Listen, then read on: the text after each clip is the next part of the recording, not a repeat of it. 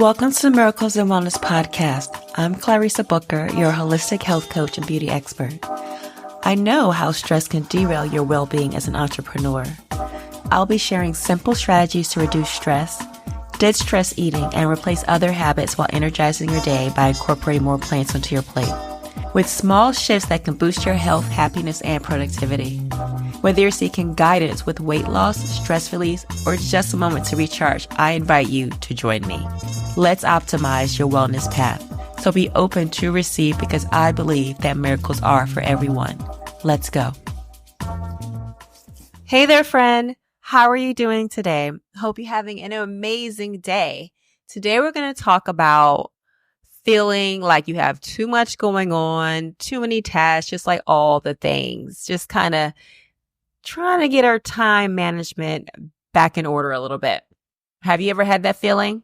You just have all these to-do lists and they just keep growing, deadlines just heading your way, and somehow there's just not enough hours in the day.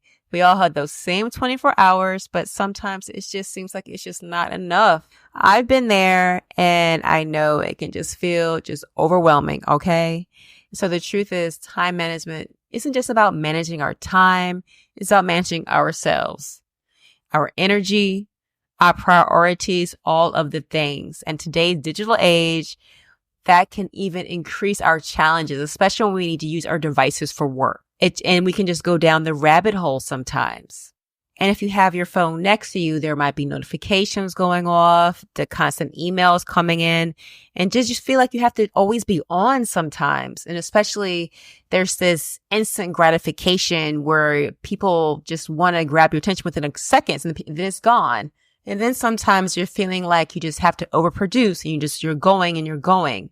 But this is no way for us to live, right? It's just kind of pressure that can make you feel overwhelmed when you're doing all of this. And that can lead to decision fatigue. I know I've been there when I've just had all these things to do. And if you're not careful, this is another way it will lead you towards burnout by just going like that. And we're always making countless decisions. And that's just one aspect, work. And that's just not even talking about the rest of our life. So it's just like this circle. It's just like everlasting and going if we're not careful and we're not monitoring that.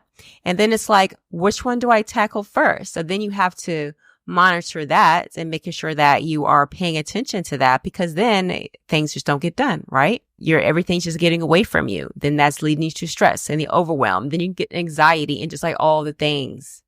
And then by the end of the day, you feel so exhausted, right? You just sit down and you're just like, oh no, I am not moving. This feels so good. And it will feel good, right? And you're mentally exhausted. And then going back to the digital distractions, our phones and just things that are going on. Even we think about social media, right? Especially if we're using it for work. Are you constantly on it? Is that being delegated out? It can get very distracting, especially if we're not grounded and we're just like boredomly scrolling. You're like, oh, this looks interesting. And then it's like what they say, the shiny object syndrome when you're an entrepreneur, when you're running a business and there's like this thing, try this marketing and try that. And they all work, right? For who's ever telling you, most likely it works for them. And that doesn't mean we have to try all of the things, okay? Because then that's something else that's going to eat into our time that we could be using somewhere else, right? And then on that, whenever we do choose something and stick to it, that grows and flourishes into something beautiful. So then it turns into how are we maintaining our focus in our environment, right? When there's so much out there to distract us, all the alerts, all the pinging, the notifications, etc., right? It will derail our productivity if we're always doing this.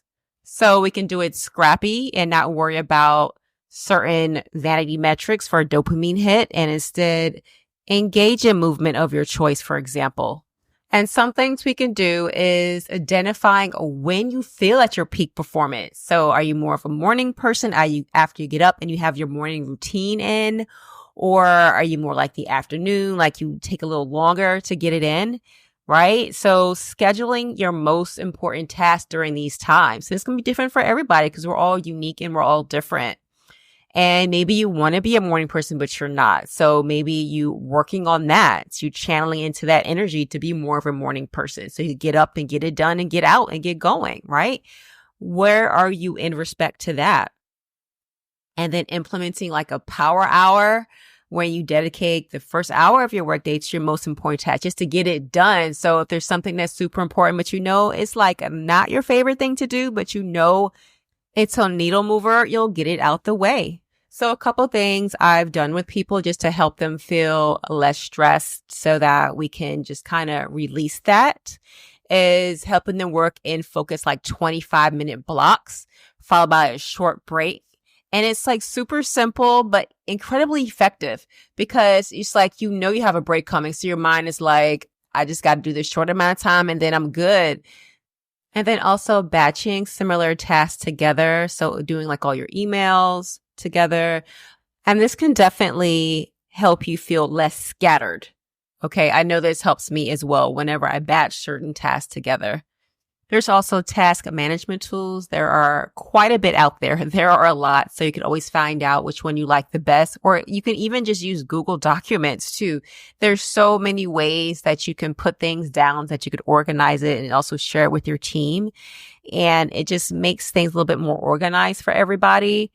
And the key is just choosing one that matches you. And it can just help you understand where your time is going to, just paying attention to that. And sometimes you'll notice that there's things on there that don't need to be on there. It's just really eye-opening sometimes, just looking at all that when you write it down. I've tried a couple different ones, hopping around, then I just had to stop myself because I'm like, sis, you can't keep jumping around from platform to platform because then I wanted to learn them all as well. Not recommended. Just choose one and go with it.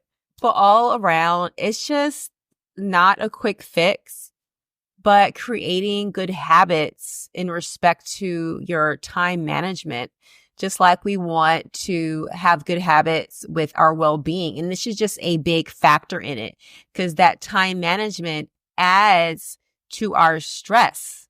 So everything works together. So having that good morning and evening routine will help support your productivity and your overall vision for what you want for your life. Because then we have more time for our loved ones to do things we enjoy, our hobbies that we enjoy, that work-life balance.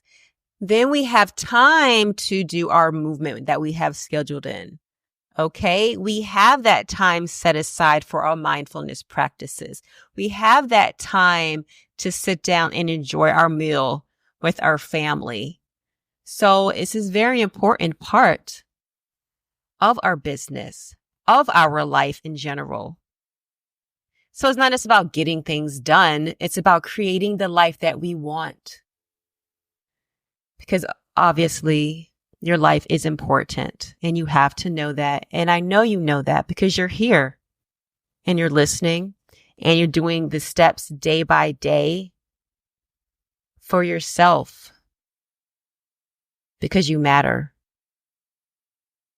because you're so important always. So before we go, when you're journaling this evening, some thoughts you could take with you. How well does your current daily routine align with your peak performance hours? And are there any adjustments that I know I can implement now?